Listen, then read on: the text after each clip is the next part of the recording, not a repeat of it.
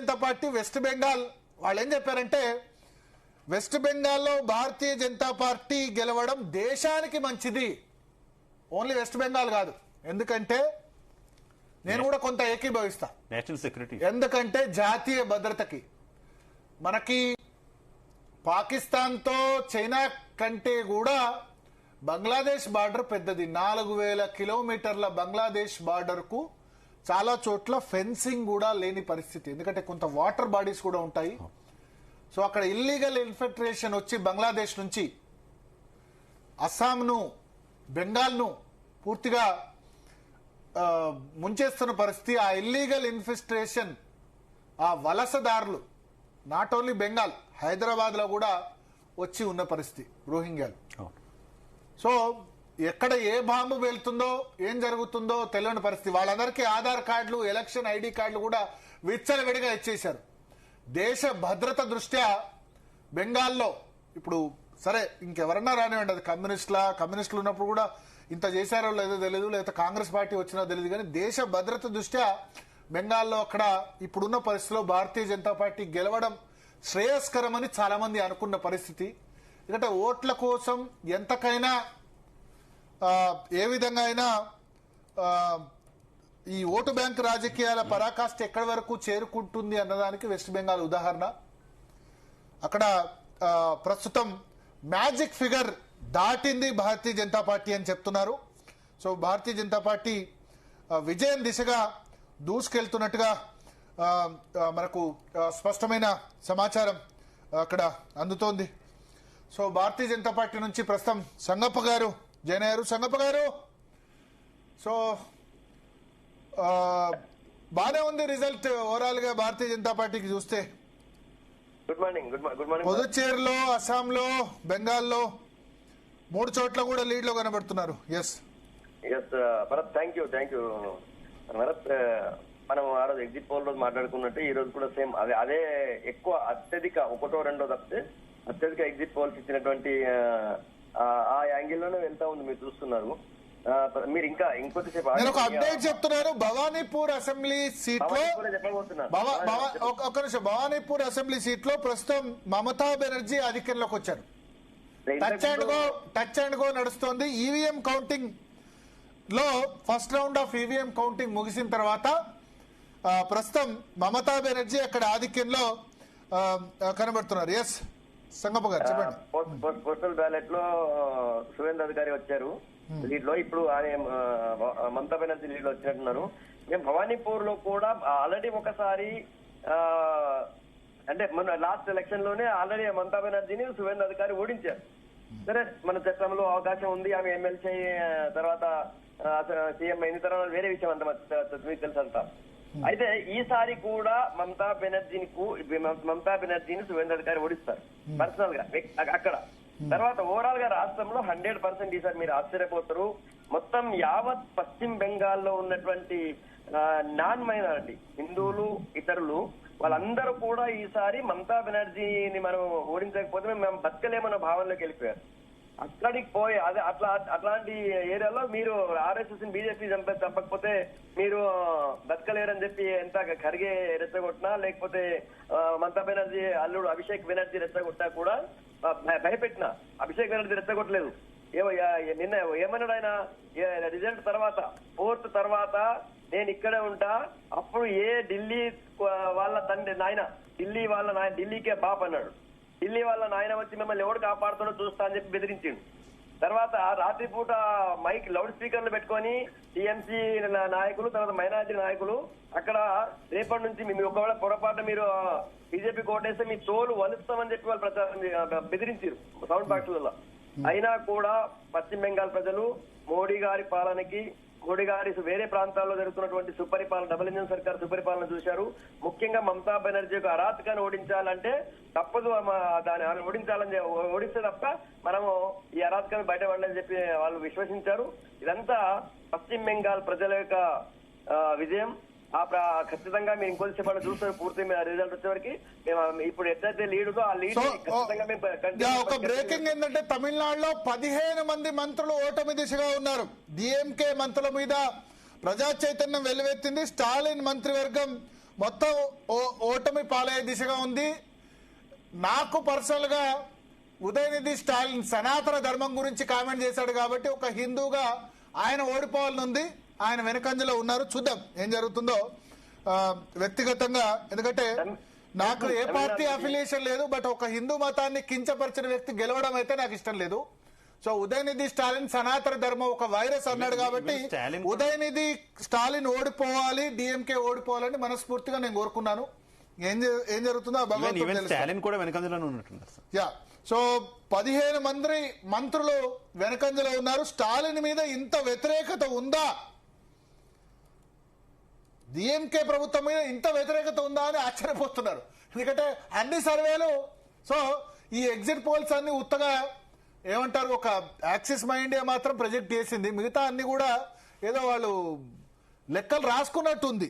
ఎందుకంటే అన్ని సర్వేలు డిఎంకే 135 ఇచ్చారు. చూస్తే టీవీకే 38, అన్నాడీఎంకే 36. అన్నాడీఎంకే బ్యాడ్ గా పర్ఫామ్ చేయట్లే.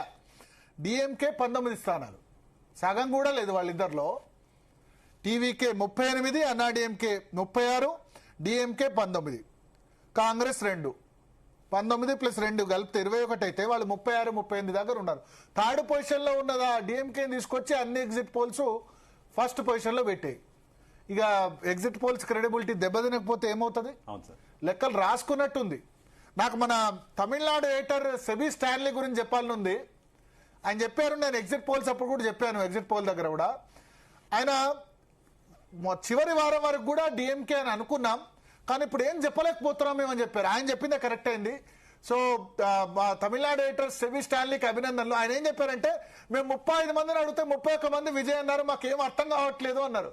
ఇంతగా విజయ్ మీద ఉంటుందా అంటే దీన్ని మేము రిపోర్ట్ చేయలేకపోతున్నాం, బిలీవ్ చేయలేకపోతున్నాం అని చెప్పారు.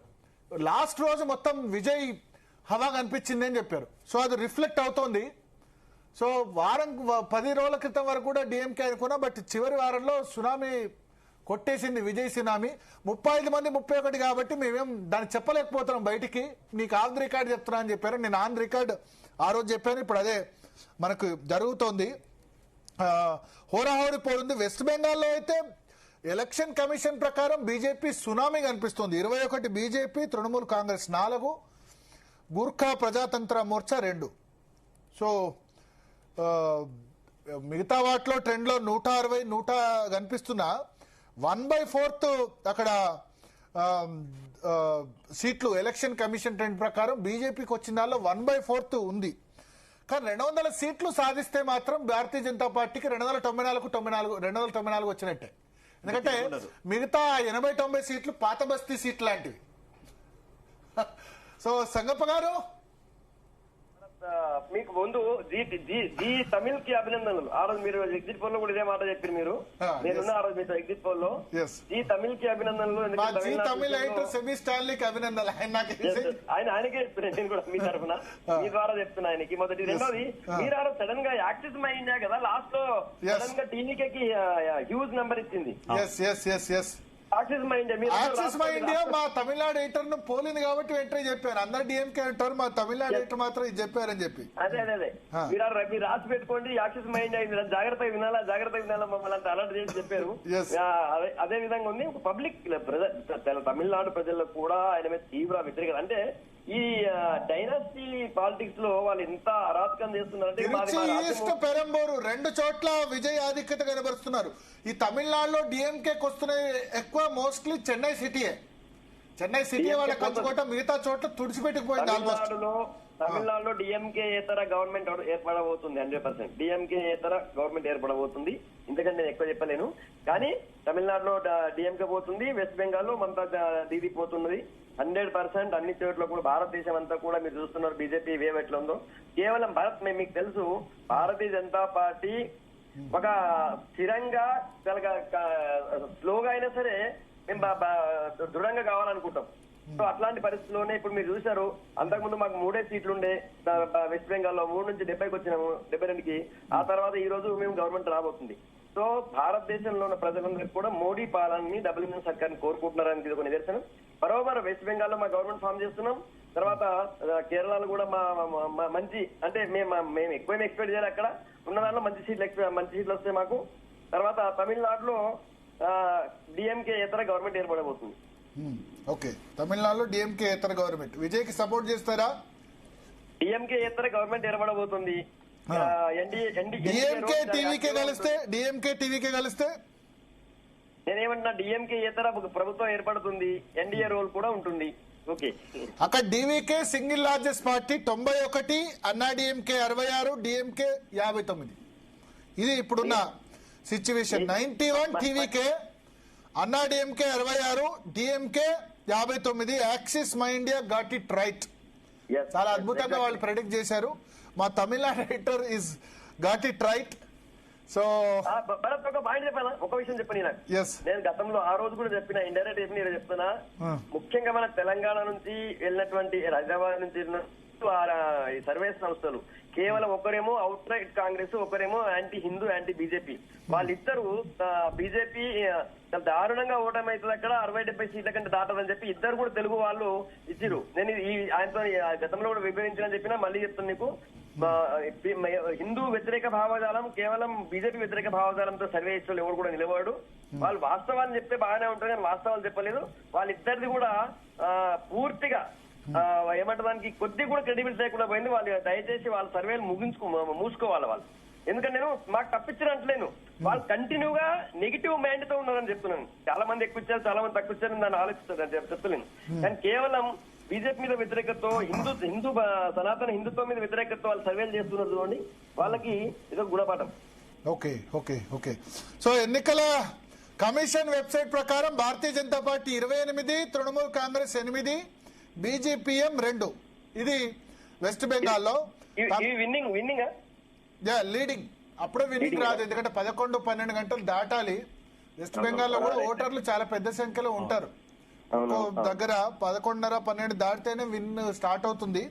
But leading 28, Trinamool Congress 8, బీజేపీఎం 2. So అంటే మమతా బెనర్జీ సెన్స్ చేసింది, అందుకని ఈవీఎంలు అని చెప్పి లాస్ట్ 3 days బిఫోర్ హడావుడైతే చేసింది.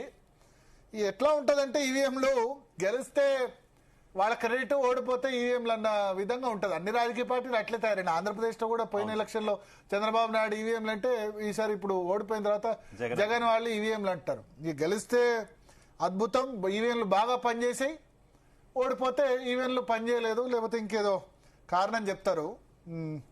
సో సంగప్ప గారు, సో ఒక వెస్ట్ బెంగాల్లో భారతీయ జనతా పార్టీ సునామీ, మోడీ అమిత్ షా సునామీ ముంచెత్తుతోంది. అమిత్ షాకు డెఫినెట్ గా క్రెడిట్ ఇవ్వాలి, ఎందుకంటే ఇంకొంచెం ఎక్కువ అక్కడే ఉండి, ఇప్పుడు కాదు ఆయన లాస్ట్ ఎలక్షన్ నుంచి ప్రయత్నం చేస్తున్నారు. లాస్ట్ ఎలక్షన్ లో కూడా అమిత్ షా అక్కడే గట్టిగా ఉన్నారు, బెంగాలీ కూడా నేర్చుకున్నారు.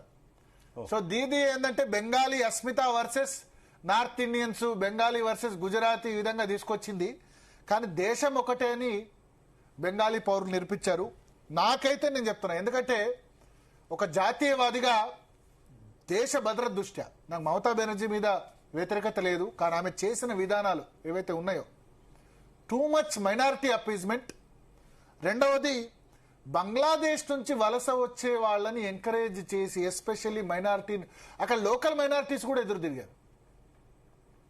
Too much minority appeasement. దేశ భద్రతకు మన దేశం ఉంటే మనం ఉంటాం కదా, అక్కడ వాళ్ళందరి బార్డర్ దాటిచ్చి తీసుకొచ్చేసి రండి నాకు ఓటేయండి అని చెప్తే, ఏం వాళ్ళకి ఆధార్ కార్డులు అన్ని ఇచ్చేసి, ఇంకా ఓటర్ లిస్టులు ఇచ్చేసి అన్ని ఇచ్చేసి అంతే కనుక, అదే హిందువులు వస్తే నో, వస్తే అందరు రమ్మనాలి కదా. ఇప్పుడు ఎస్ఐఆర్ అంటారు చాలా మంది, కానీ చాలా మందికి తెలీదు 90 లక్షల ఓట్లలో హిందువుల ఓట్లు 60 లక్షలు పోయినాయి. Especially Matua community Hindu, Bengali Hindu community ఓట్లు కూడా పోయినాయి ఎస్ఐఆర్ వల్ల. ఇప్పుడు అంటారు నెక్స్ట్ ఎస్ఐఆర్ లో ముస్లింల ఓట్లు అంటారు, కానీ చాలా మంది నేను నోట్ డౌన్